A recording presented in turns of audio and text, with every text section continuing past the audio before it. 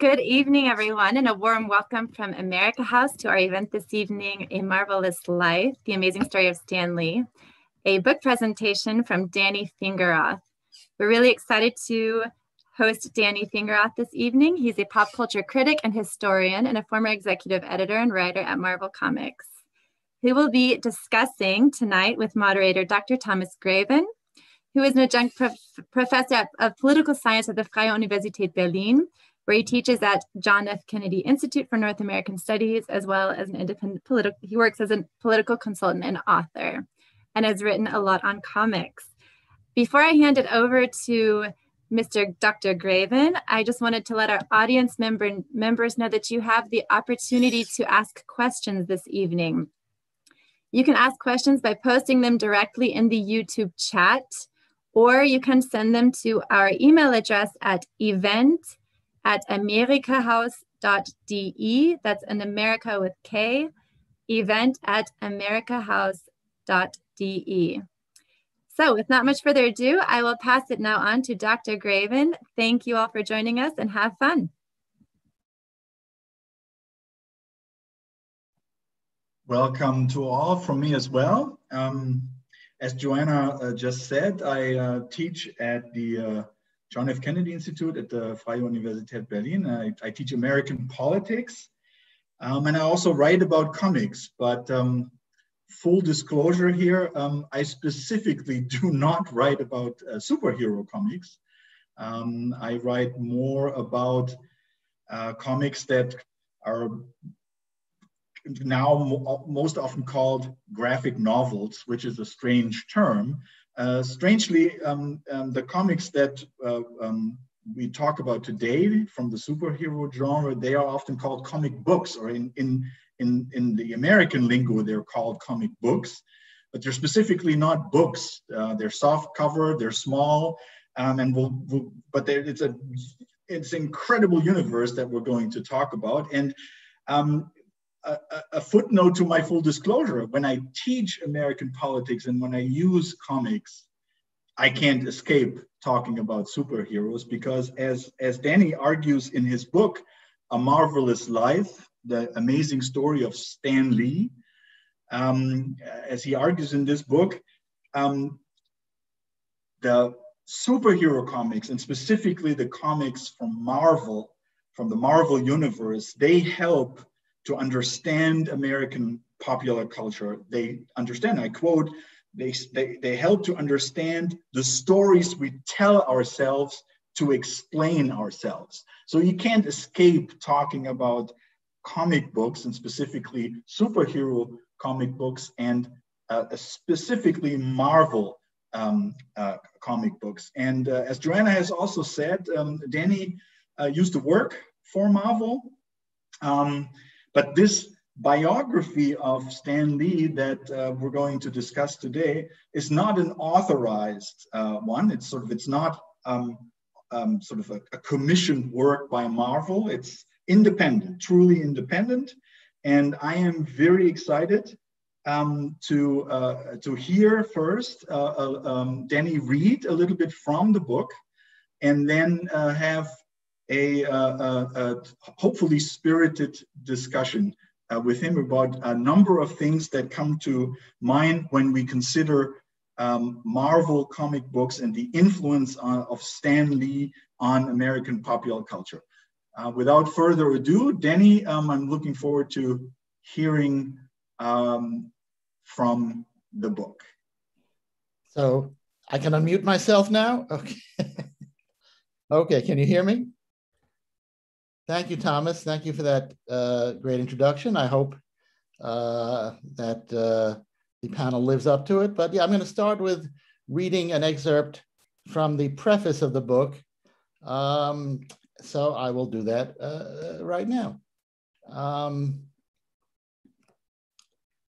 If you ask most culturally aware people to name their top 3 comic book creators, they will likely respond, Stan Lee, and then they'll stop. That's the only comic book creator most people know. Those same people could probably name 10 movie directors or novelists, maybe even 10 painters, but comic book creators won, Stan Lee, which is strange for any number of reasons. For starters, Lee was a comic book writer, editor, art director, publisher, and executive. However, despite the very visual nature of comics, Lee did not draw professionally. He was not a comic book artist.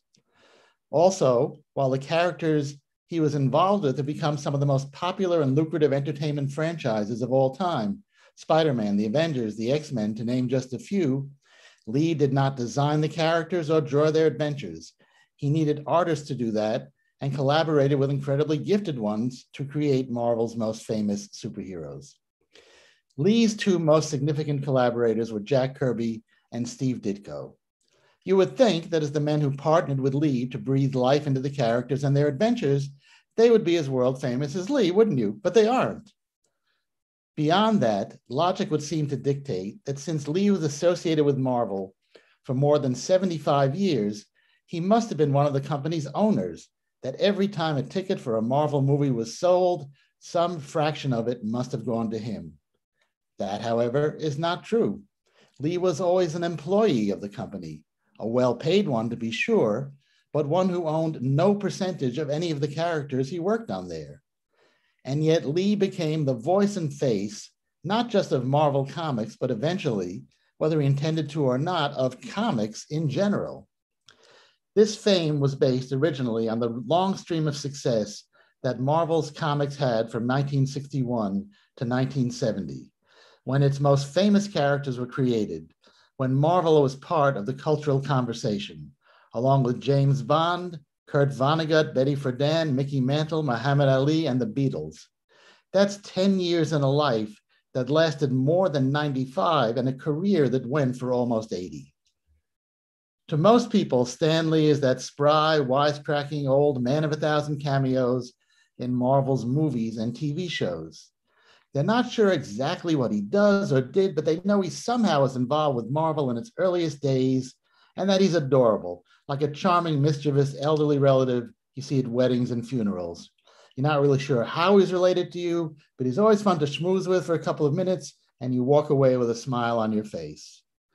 To those who know something of comics history, Lee was the co-creator of the Marvel Universe and the main, for a long time, the only promoter of the comics and the people who made them, who at a certain point had his name above the title as the presenter of the comics, and who spent recent decades doing unspecified show business in Hollywood.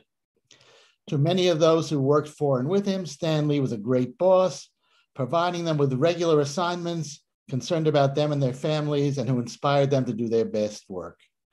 To others, he was a flawed but decent guy who they wished had perhaps been better than he was. And to a small group of comics fans and professionals, he was the most dastardly of villains, exploiting victimized artists who did all the real creative work, while he was just a lucky, slimy manipulator who was in the right place at the right time. Whatever you may think you know about Stan Lee, or even if you don't know much about him at all, I'm hoping this biography will give a bit of depth and dimension to the man and his achievements, and show you that no matter what you thought, there was more to the story than you realized. What Stan Lee set into motion and how it grew beyond anyone's wildest expectations is a fascinating story, every bit as strange and unlikely as any of the adventures of superhuman mutants and Spider-Men that Marvel's comics told. If you want to understand America's popular culture, the stories we tell ourselves to explain ourselves, Stan Lee's life story is a pretty good place to start. That's it. Great.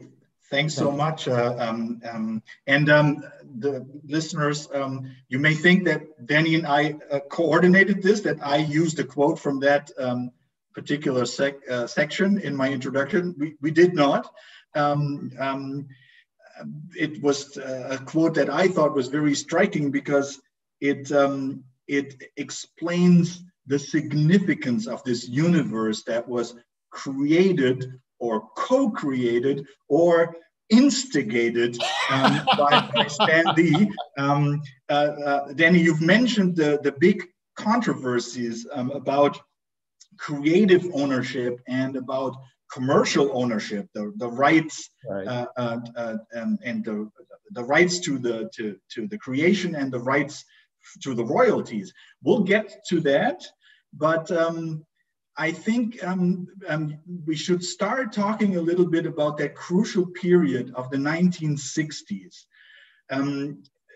This is a time when Stan Lee had already been in the comics industry for 20 years, right. Just about, like since his teenage years, basically, working for what became Marvel, working for a cousin of his as an employee, as you pointed out. It was also a time when the comics industry the American comics industry was in one of its many crises, right. Economically. And the golden age of comic books was over. And what was it exactly that Stan Lee did at that moment to kind of save the comics industry, if you will, have this creative spurt of ideas, and essentially then over a very short period of time became synonymous with this Marvel universe and the Marvel company that he helped create.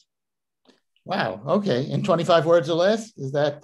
Yes, please. We have very little time. There's a dozen different ways to approach that. Comics had been very popular, worldwide, and in America, certainly in the 40s during World War II, a lot of GIs read them. Into the 50s, the common kind of myth about Marvel, it was a little engine that could. It was this tiny company. They put out a handful of titles, and they had these couple of hits with Spider-Man, Fantastic Four, and they grew. They were a huge company in the 40s and into the 50s.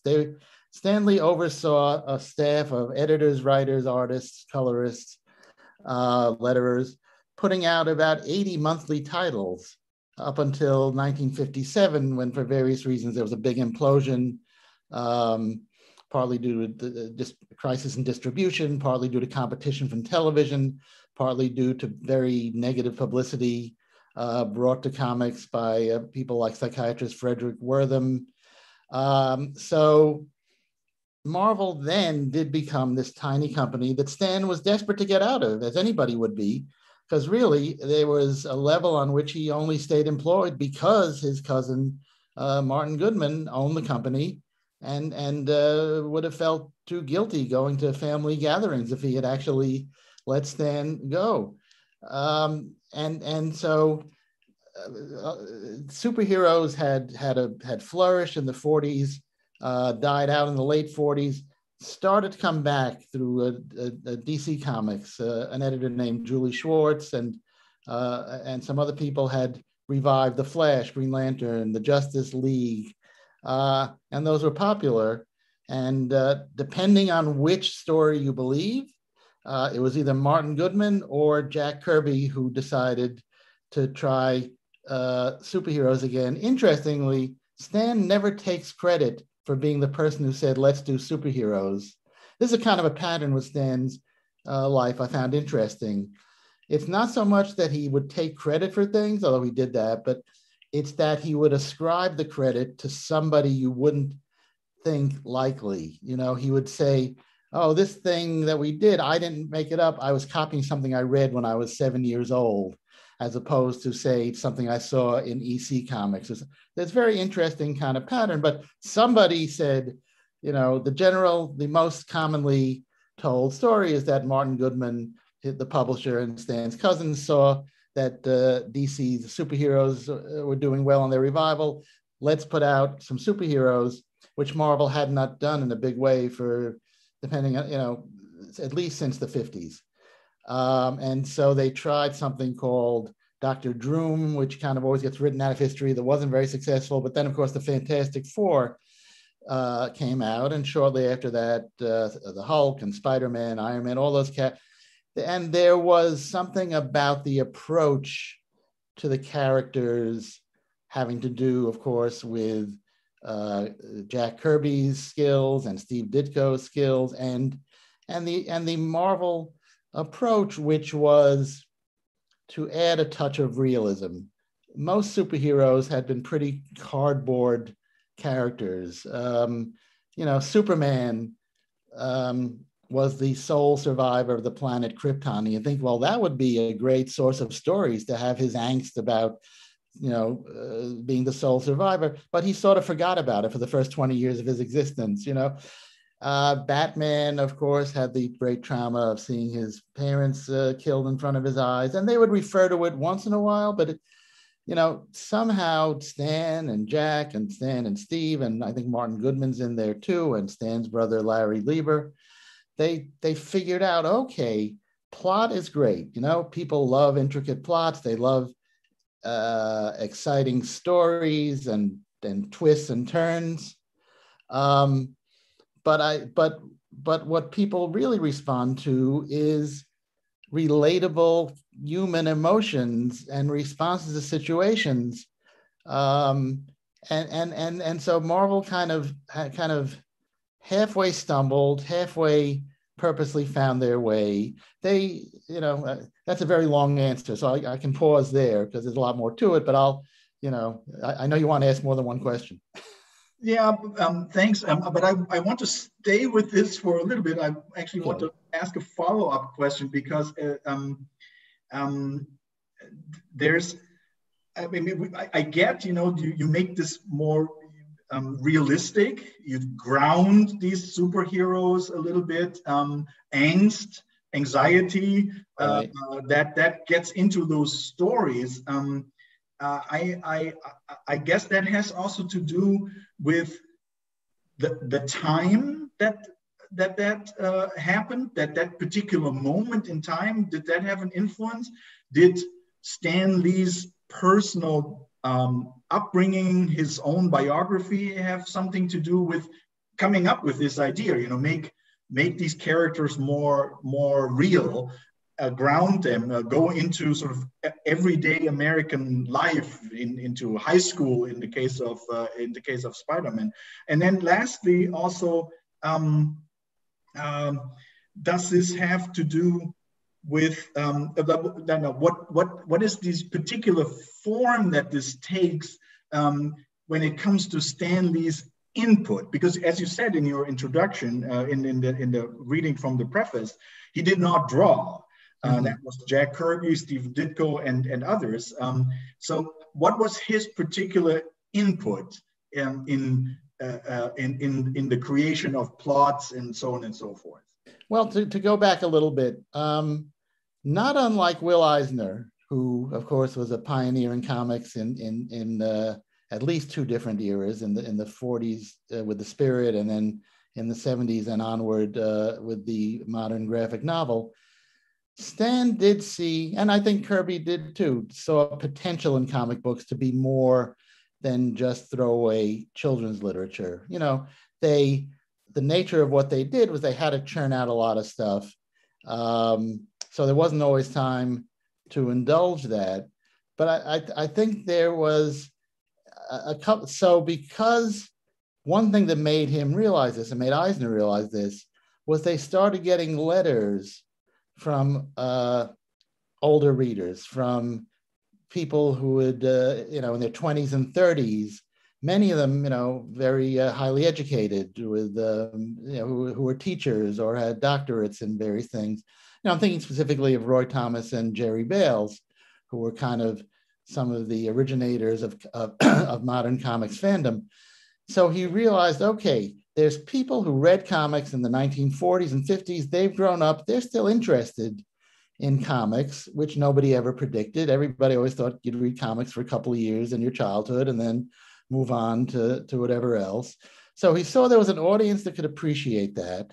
I think in popular literature and movies and television, popular programs and popular movies had more psychological depth than they would have years before. I think there was part of that.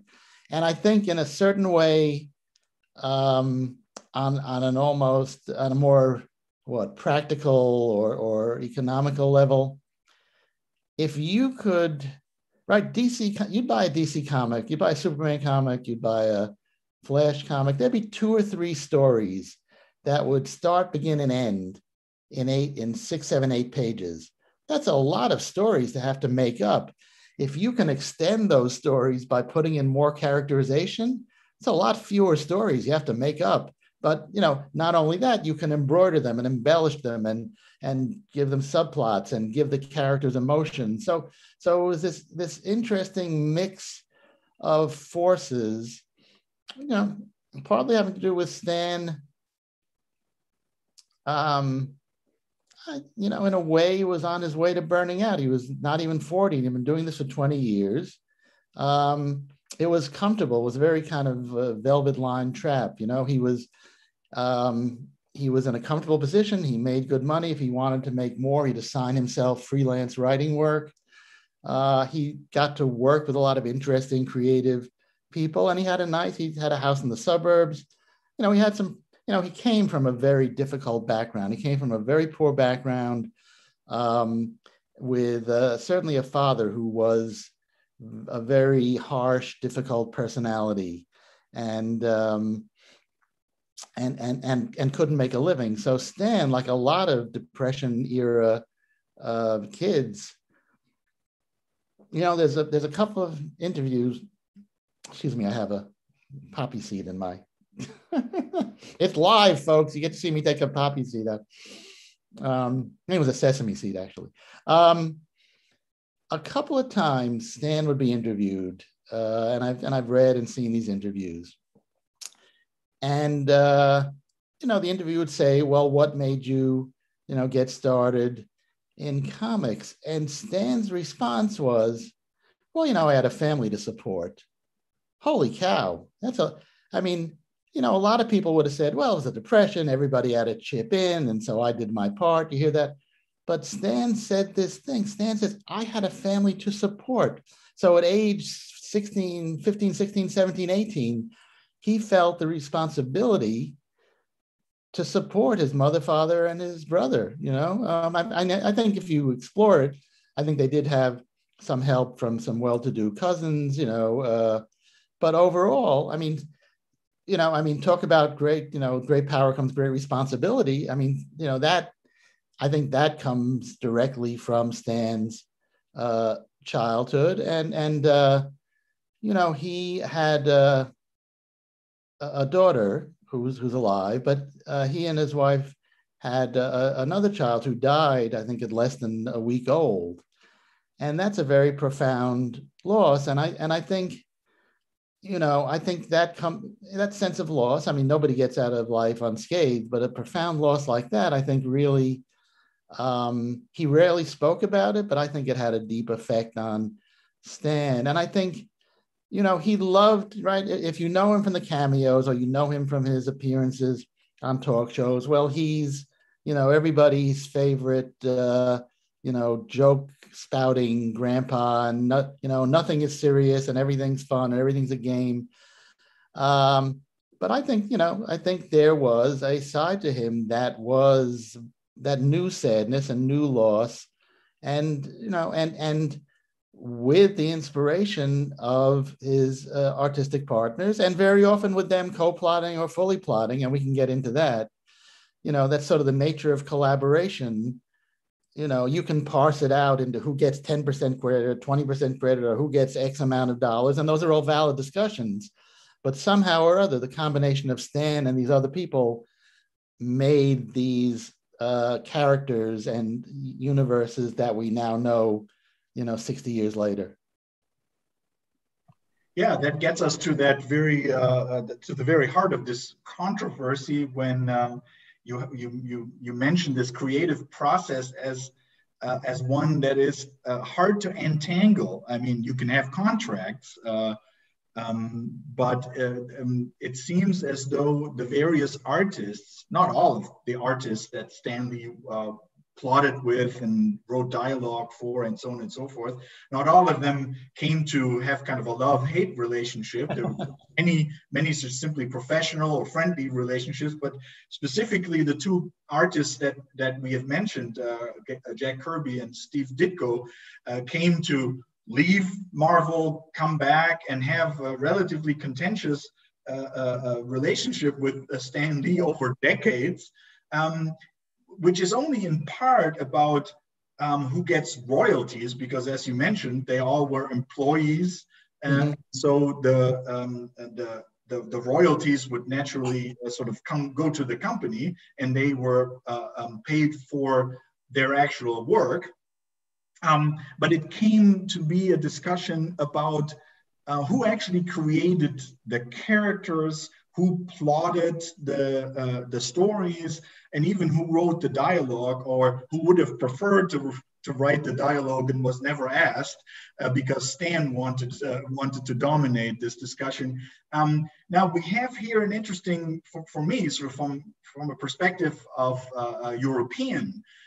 This is also a very American setting where you have an industry that works in a very particular way, when the European tradition is closer to an author-dominated process, where you have collaborations for sure, but it's clear who does the writing, who does the drawing, and those are the names that you find on the cover, and those are the ones that generally, today anyway, own the rights to their work, and they also get the original artwork back and all of that.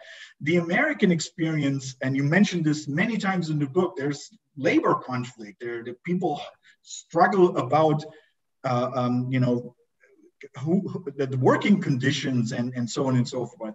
But we don't have to go into that. But I'm specifically interested in these very dramatic controversies between those three personalities that we have talked about: Jack Kirby, Steve Ditko, and Stan Lee.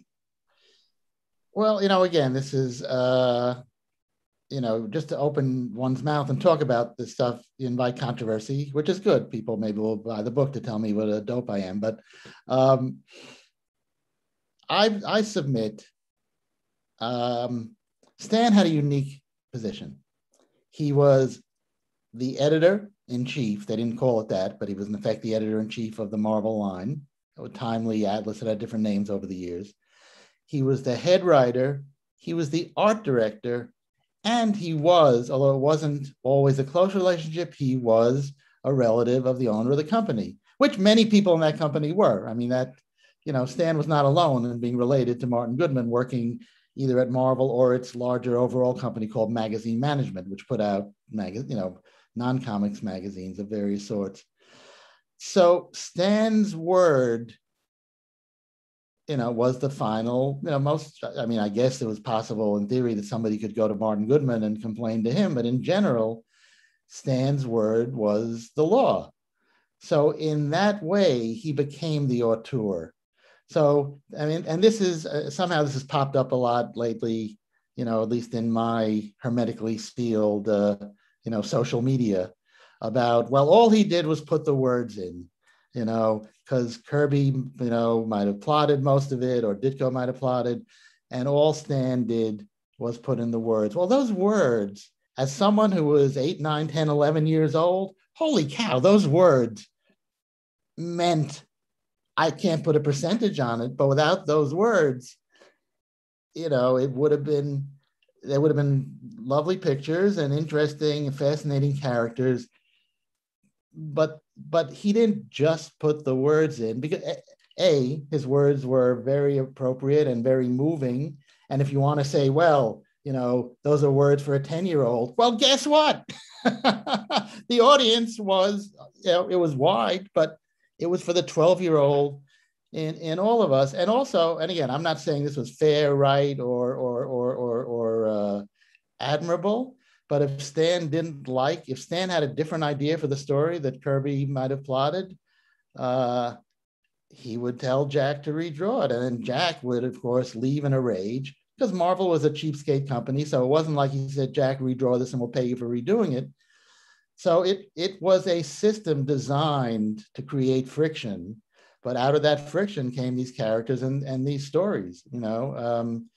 I think there are people, like with Eisner, everybody worked for Stan Lee at some point. Because Marvel or Timely or Atlas put out 80 comics a month, they always needed artists. And so anybody you've ever heard of, Jerry Robinson, Bernard Krigstein, Al Jaffe, who, is better known for Mad Magazine, everybody worked for Stan. It does seem to me that the people who admire him the most and maintained friendly relationships were people who got out of Marvel and went and did their own thing.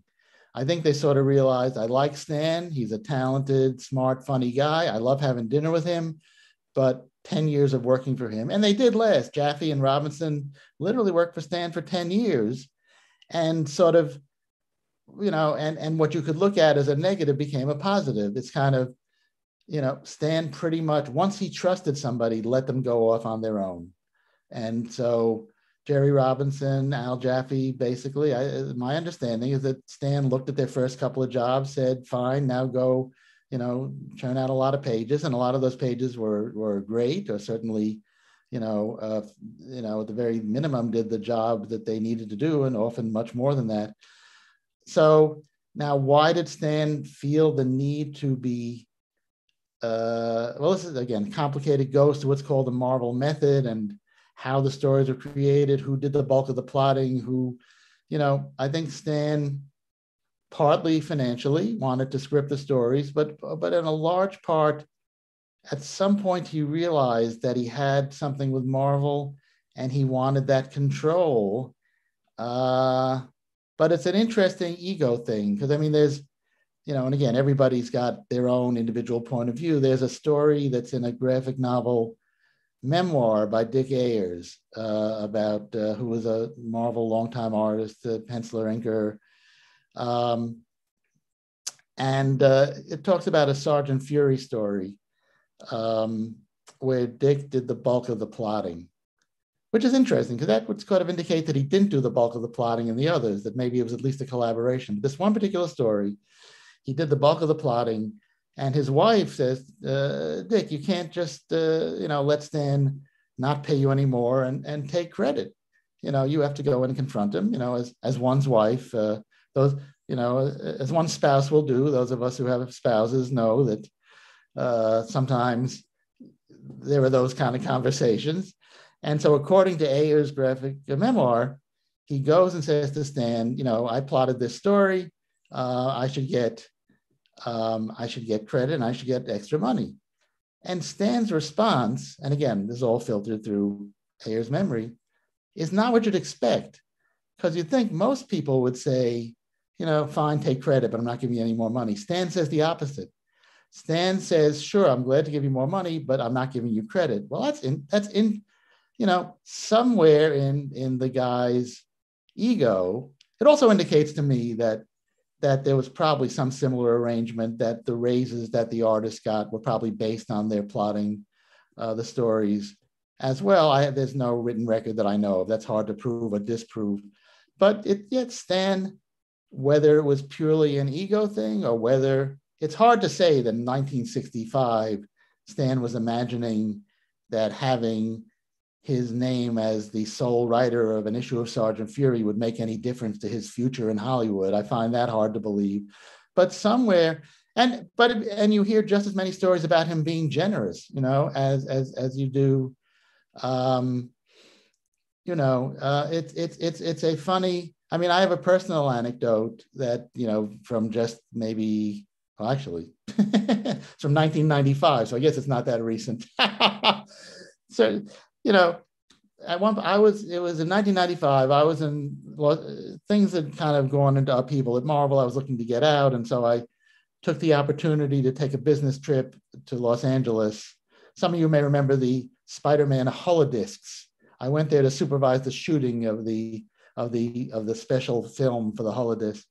And Stan was it was another one of the numerous periods where Marvel was trying to sort of marginalize him. And I had dinner with him and his wife, and I was with my then girlfriend. And it was during the winter, it was in January, and there were mudslides and floods, and Los Angeles was just in terrible shape. And Stan lived up in the hills over Hollywood. And so and our hotel was it was in Oxnard, which is a long drive. And Stan and Joan said, well, you can't, you shouldn't drive. We'll find you a hotel nearby. So Stanley gets on the phone and calls around to hotels until he finds a hotel and makes a reservation for us. And then he and Joan got in their car, their Rolls Royce, I think it was, and led us down these winding, snaky hills to the main road. So on the one hand, that is a great story and a very generous thing above and beyond. I was on expense account. I could have made my own calls, but Stan, now by the same token, you could say, well, why didn't they just invite you to stay over? So it in a way that almost encapsulates the contradictions of Stan Lee. That very generous, but had his own reasons and his own motivations. Yeah, it certainly it seems that Stan Lee was a very, very complex character with his own voice. I mean, that's one thing that I also found remarkable in the story of something that I had not known. This way that Stan Lee communicated with readers. I thought that was also expressing this like very strong sense that he had something to say and he wanted to say it, and he was going to dominate many aspects of the creation. We are going to very soon go over perhaps to the general Q&A, but we have time for one of the more controversial general discussions, and that is you mentioned. With great power comes great responsibility, the famous sort of Spider-Man quote. You mentioned Frederick Wertham and this debate about the influence of comics on children, we haven't talked about the comics code that Marvel adhered to, is my understanding. To me, there is a little bit of I said at the beginning that I'm not a great expert on the superheroes genre. One of the reasons for that is that, and this is a quote from your book, or at least I'm paraphrasing, that essentially these stories are vigilante power fantasies. This to me is something that shows that these superhero comics are a very American genre, because there is this skepticism vis-a-vis the state, which is something that is not foreign to Europe, perhaps, but it is less the case. Europeans tend to give more credit to the state, to expect more from government. In the US, if someone is not doing a very good job, you will say something like, oh yeah, good enough for government work. And there's this general skepticism. And so to me, it seemed always that, this superhero genre is about, taking matters into your own hands and using, more often than not, using violent means to help yourself in any given situation. And now I do not want to explicitly tie this into Frederick Wertham's argument about, all this doing damage to the children, but I kind of want to hear your take on this, because on the one hand, we say this Marvel universe and these stories, they're more realistic and they do have an impact on popular culture, helping us to understand who we are. And then on the other hand, there's this discussion, but they're not doing any damage, right? And so I want your take on how one can reconcile these elements. Wow. Okay. And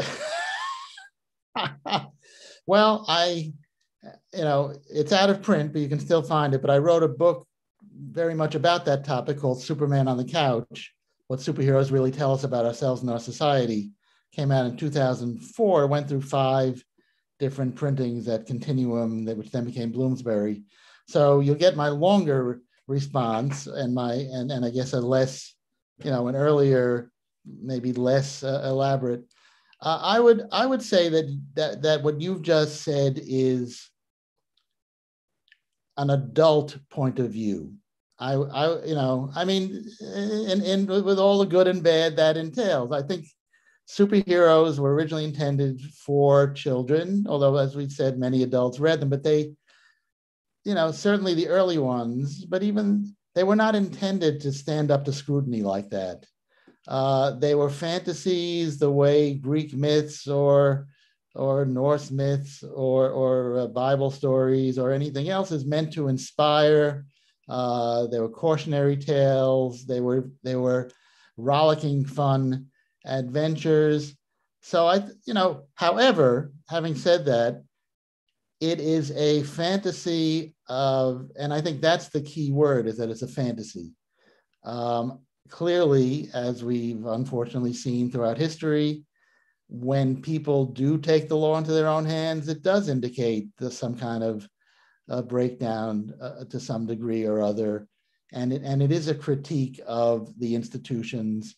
But I don't think as a kid, I always saw the superheroes as kind of auxiliary police or auxiliary military or auxiliary fire department. It's the fantasy of a benevolent dictator, that someone would have this power and know just when, enough is enough, and never want to seize power and become a dictator, and never, that's the fantasy, is that, and it's interesting, and it's a fantasy that clearly these characters are so popular, they're open to interpretation. You can find online or in your own group of people who, from diametrically opposed philosophical or political points of view, are able to find metaphors in the same superhero, in Spider-Man, in Batman, in Wonder Woman. So it's a very adaptable fantasy, and we've seen, certainly. So Marvel added a little more realism, but not to the, then sort of what in retrospect seems the inevitable outgrowth of that would be Watchmen, would be I forget the name, but some of those much darker visions of what normal neurotic or normal or not normal, what neurotic people or sociopathic people would do with superpowers. And personally, I go, yeah, I get it. I understand. If real people had superpowers, we'd really be screwed. It would not, most people, would not be warm and fuzzy and cuddly like Spider-Man. Even Spider-Man couldn't avoid some collateral damage and accidentally killing people. Yes, I get in the real world that would happen. I've seen that, I've read it. Now can I go back to my, to my fantasies with just a little vein of realism running through them.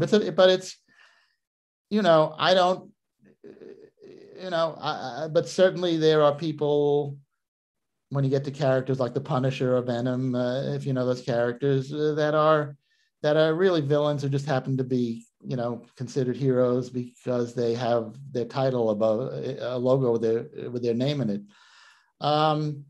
So it's something that actually that I wrestled with as a writer and editor of comic books when I was doing that, and in some storylines, I or the writers and artists working with and for me address that head on. There's as much as one can in a mainstream superhero comic before you totally lose the fantasy and kind of spend your whole time chasing your tail, questioning where you fit in the cosmic scope of things, and are you making the universe a better or worse place? Because sometimes you just go, yeah, but it's just Spidey punching a guy. You know? Yeah, that's one of the things that has been a challenge for me. Like whenever I've picked up a superhero comic book, is to figure out where exactly in the universe I am, because I mean there's this continuity, but then there's also many stories that are outside of the continuity. They're kind of in different universes, and it's all for someone who hasn't grown up with superhero comic books. It's quite a challenge to get into it. I think I know the answer to this following question. Who of all the characters that Stan Lee created, co-created, or instigated, who do you think was closest to his heart? Who sort of was the one where you think that they find something of Stan Lee himself? Well, you know, the only character that Stan ever said nobody can write except him for 20 years was the Silver Surfer. So there was something about the Silver Surfer, even though, you know, simultaneously he fully admitted that Jack Kirby invented that character, that he didn't have any, that the Silver Surfer showed up in the first part of the Galactus, what's come to be called the Galactus trilogy. Somehow Stan identified that with that character, and it gave him a chance to wax philosophical and give his views on life and the world and humanity. So I think that was the one consciously. And when he was asked that question, he would always, you know, give the diplomatic answer and say it's like asking a parent to name their favorite child. I think Spider-Man had a lot of him. I think the problem was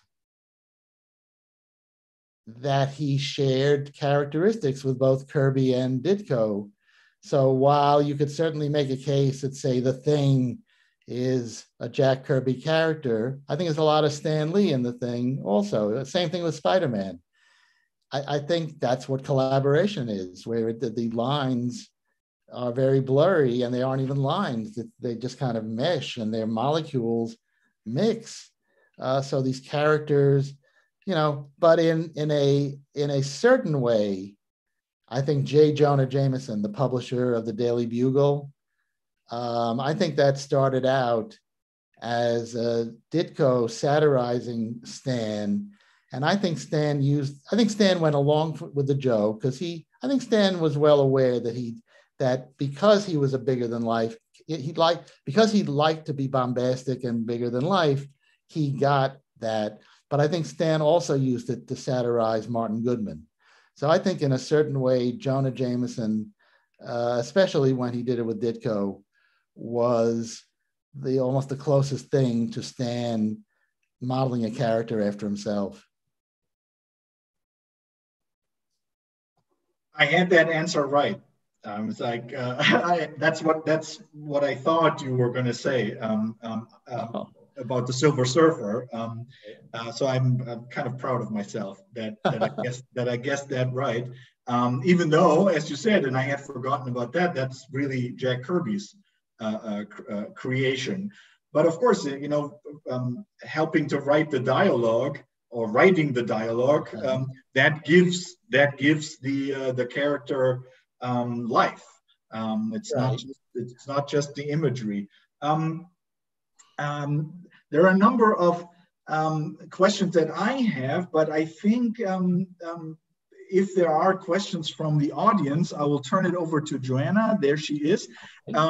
I just wanted to thank Danny from my position for a great read, a great conversation. And in the conversation that we had before, you mentioned that you don't have enough writing about controversies, and you're currently doing projects on the Kennedy assassination and the life and career of Bob Dylan. So right.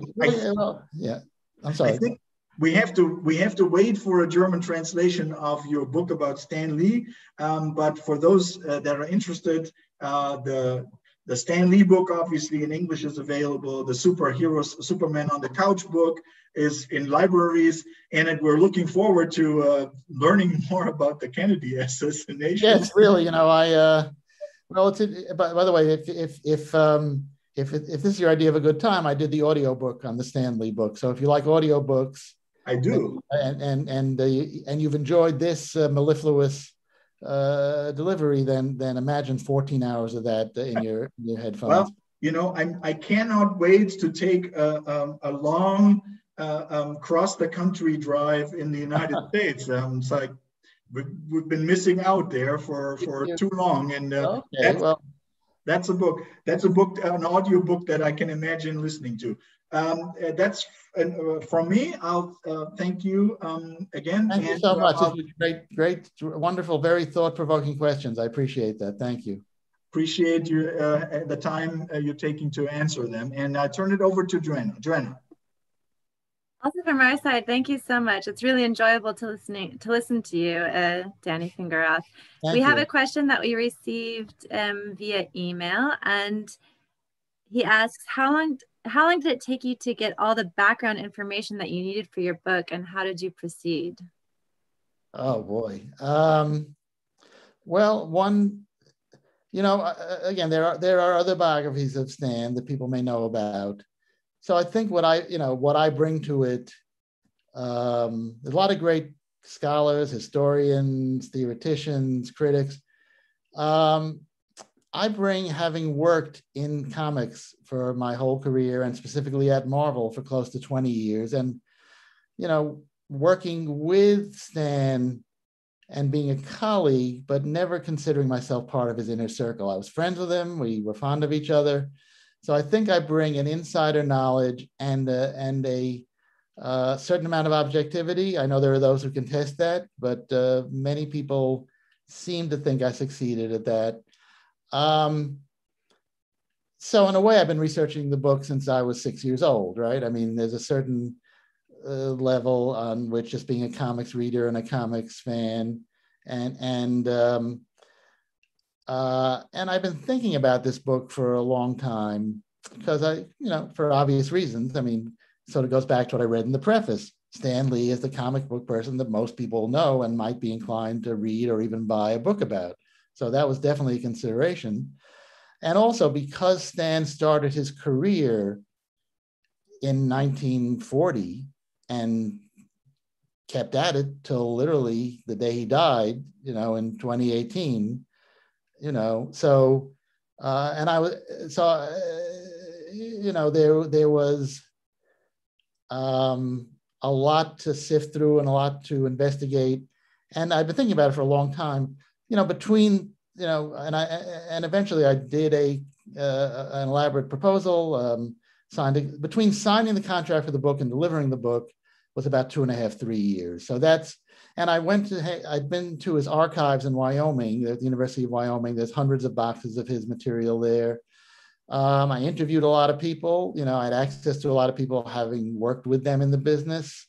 Probably 50 or 60 different people were interviewed. And I got some of the last full-length interviews with Stan himself. I can't say they were the last. He's a guy who liked to be interviewed, so maybe, I'm sure other people did, but again, bringing my background and my knowledge of the business and his career. And I was partly, obviously I didn't plan this, but when you're doing a book about a 95-year-old person, it happened that my book was the first biography to come out after he died. So that was, I can't say I planned it, but it worked out well in that sense, and that, his memory was fresh in people's minds when my book came out. Yeah, you have a lot of life experience with him, so it came naturally, I guess. We have another question. As a comic book author, you probably put the focus on the written word in comic books, but what role do the drawings play for you, and how important are they to find the right words? comics is a visual medium. There's no, I mean, that's sort of, which I guess needs to be said, because like with movies, sometimes you read reviews of a movie or a comic and you go, this person has not addressed the fact that there's visuals. They've talked about it strictly thematically or from terms of dialogue. I'll sort of indirectly answer. In my life working in comics, in certain ways, the most exciting moment is sorry, I have the most exciting moment, I guess now would be when you download the file, but when you get a packet, you'd write a story or you'd edit a story and you imagine it a certain way in your mind. But the most exciting moment was always opening the envelope that came from the artist with the pencil drawings. And, most of the time you would be elated. You go, wow, this is even better than I could have imagined it. Occasionally you go, oh man, this guy missed the entire point of my story. But usually it was the form. Usually it was like, wow. So I guess, so no matter how much you think about a story or think it through or think you have an ingenious plot or some great dialogue, it only comes alive when you see the images. So the way I understood that is that you write it and then the artists interpret that, and it's never the other way around. Okay, well, this is through most of comics history, comics were usually done more like a screenplay. A writer, there might be a discussion with an editor or discussion with the artist and the editor, or the artist and the writer. But a writer then would, after getting approval on the overall story, goes home and writes page 1, panel 1, page 1, panel 2. Here's what happens. Spider-Man, swinging through the city, and then the dialogue. Spidey thinks, seems like a quiet night. Panel 2, Spider-Man hears something. What's that? Whatever. You do it. It's like a blueprint. What's come to be called the Marvel method, and there's really 100 different variations on it, would be where a plot is discussed by the writer and artist. Sometimes the artist just, in effect, does the plotting. There's all sorts of different levels where it's more like a story synopsis, which the artist then goes and breaks it down into pages and panels, and then it comes back to the writer to put the dialogue and captions in. That's another way of working, which has come to be called the Marvel method. As I say, it's very elastic. It means different things in different times and with different people. And then there's, of course, a different scenario where if the same person writes, draws, and dialogues, that they may have their own method of working where they, it goes from the extreme of what I described as describing every panel and word balloon to just kind of making it up as you go along.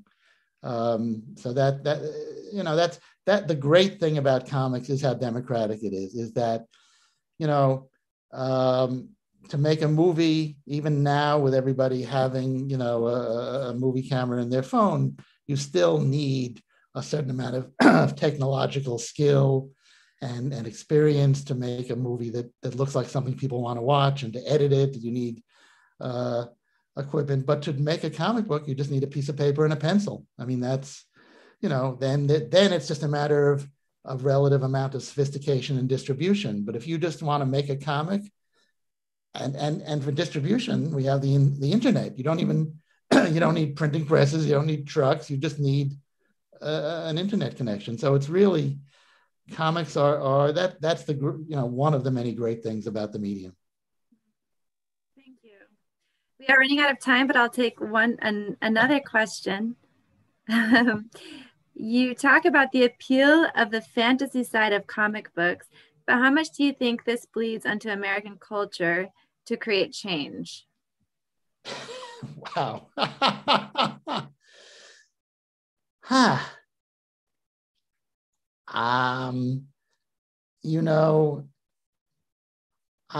think that that's a great last question. Can we do a whole other panel about it? Can we go another hour? I'm sure we'll talk about this at our event next week more in depth. I think, look, it's the culture, especially in America, but I guess in the whole world. There's an old saying: everybody has two businesses, their own business and show business. So everybody thinks they're an expert in show business, and they are. We love to read gossip about the making of movies. I'm reading a book now about the movies that were nominated for. It's by Mark Harris. Pictures in an Exhibition, it's called, and it's about the making of all the movies that were nominated, that came out in 1967, that were nominated to the Best Picture Academy Award in 1968. So The Graduate, and Guess Who's Coming to Dinner, and Dr. Dolittle, and Bonnie and Clyde. So it's sort of a group profile or biography of how those movies were made. I bring that up because, movies and comics both reflect and also affect the culture. It's a very complicated dance. So I think so